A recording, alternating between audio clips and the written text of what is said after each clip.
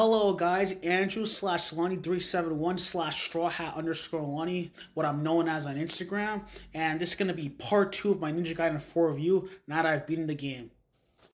So basically, what happens is that Ryu and Yakumo fight here, right? Over the same deal. They want to fight over who's going to take out the dragon first, right? And honestly, I feel like this was not super necessary because it's like they're both fighting for the same exact cause, you know? But I will say it was really cool to see them duke it out and fight it out like that, you know? Honestly.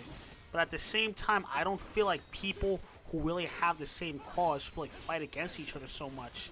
It's almost like you're like fighting over who gets the last slice of pizza. That's how I honestly see this fight scene and all, you know? Doesn't really make much sense to me that they eventually make up anyways. And honestly, what also happens is that Hayakumo does get the one sword, right? But I feel like what should have happened is that Yakumo should have gotten that one sword much earlier in the game, or at least just one sword much earlier in the game as well, honestly.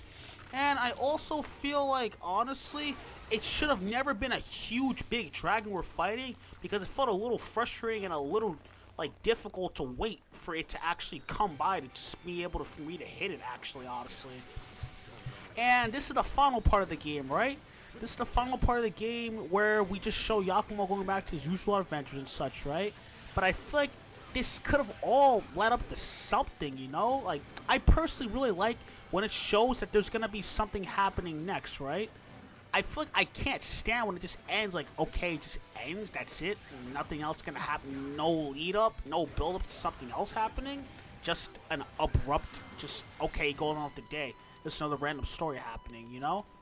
Like, I feel like it was really cool to really see the rail grinding, which I didn't say I was really too fond of, to see rail grinding in this game, because like, what is this, the Jet Set Radio or Sonic the Hedgehog games? I feel like I'll play those games, I want that. And not to mention, I also feel like I really think, oh, well, he just shrugs it off like more or less nothing happened. I get it, he's stoic. Most ninjas are usually very stoic, but like, he shouldn't just shrug it off like nothing just happened with like the damsel in distress's death and all, you know?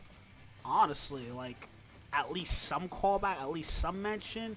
I feel like what could have been done is that honestly, while he was going on with his day, going on with his life as a ninja, he definitely could have also showed that, oh, I'm still really thinking about you, Shiori. Honestly, you are a really good friend. I should have treated you better, you know? I feel we could have also hear Shiori's voice in the background as well, too. Not to mention, and I do also feel like it was really cool to see his parkour and all, but it's kind of all really for nothing if it's not leading up to stuff. And that's part 2 of my review of this game, Ninja Gaiden 4.